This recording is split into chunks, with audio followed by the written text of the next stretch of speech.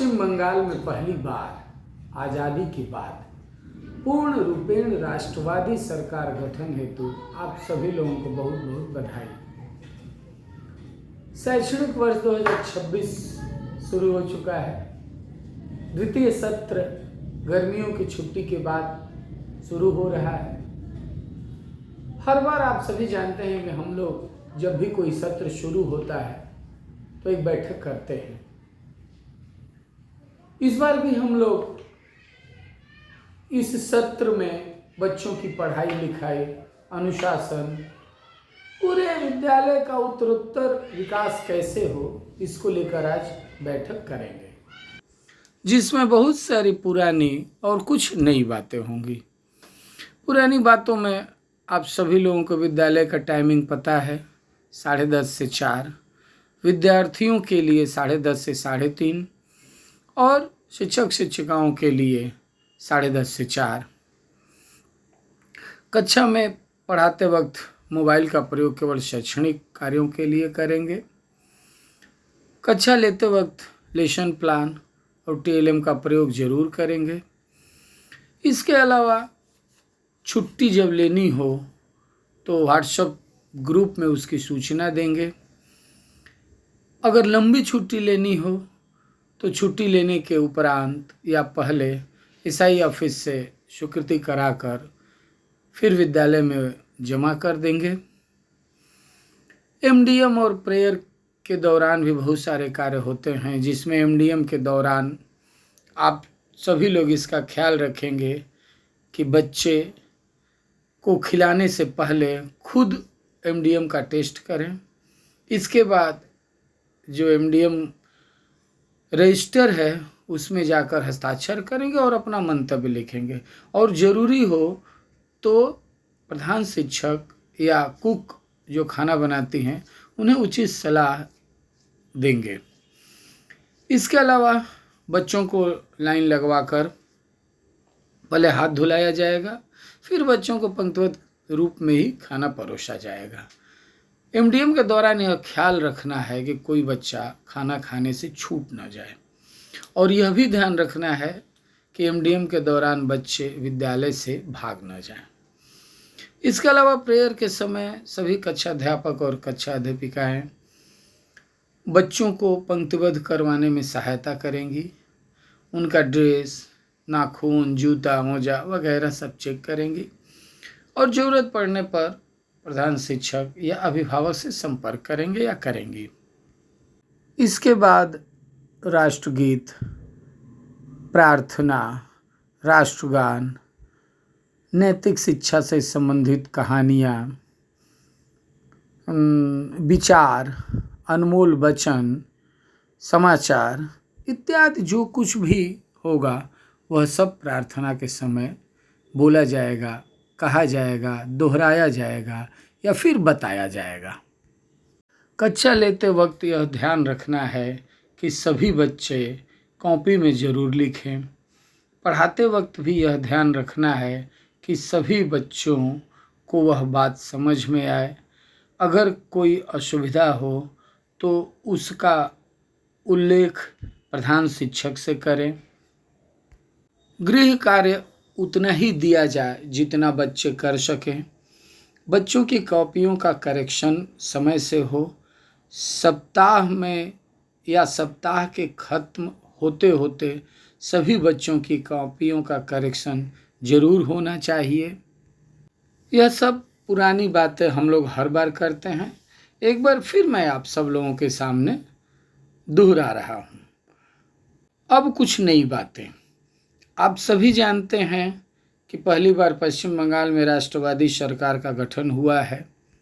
अतः बदली परिस्थितियों में किसी भी प्रकार का जो भय था वह आउट हुआ है और भरोसा इन हुआ है। भय कहने का तात्पर्य यह है कि पिछली जो सरकार थी उसमें हम लोग किसी भी तरह की कोई सूचना या किसी भी तरह की शिकायत करते थे तो उस पर कोई सरकार की तरफ से निर्णय या एक्शन नहीं लिया जाता था। लेकिन नई सरकार में हमें भरोसा है माननीय प्रधानमंत्री मोदी जी की बातों पर और सम्माननीय मुख्यमंत्री शुभेंदु जी की कार्य प्रणाली पर। अतः आइए हम सभी अपने नैतिक कर्तव्य का पालन करते हुए कुछ ऐसा करें जिससे यह विद्यालय हावड़ा में ही नहीं, पश्चिम बंगाल में ही नहीं, बल्कि पूरे भारत में एक मिसाल कायम करे।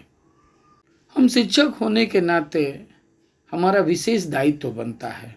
देशभक्ति की बात सभी करते हैं, लेकिन हम सबका देशभक्ति यही है कि हम अपने कर्तव्य का पालन ठीक से करें।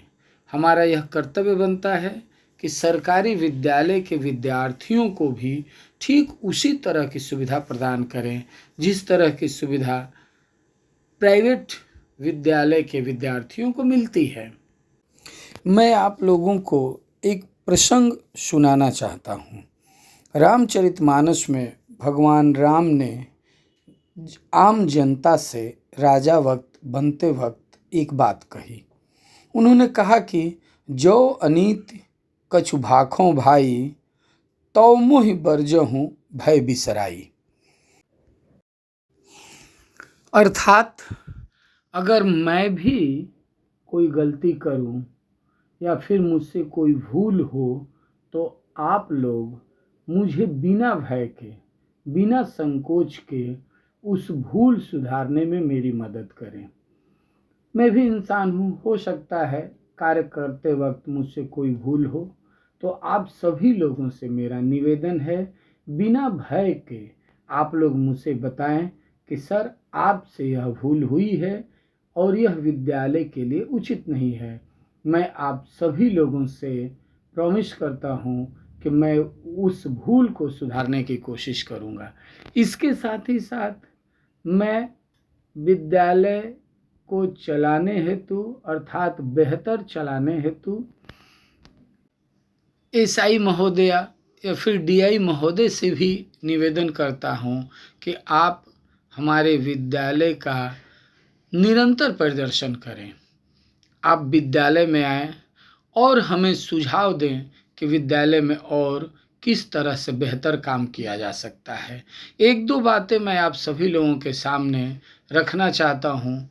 आप सभी लोग जानते हैं कि विद्यालय ने कभी किसी भी अभिभावक से एक पैसे का फीस नहीं लिया।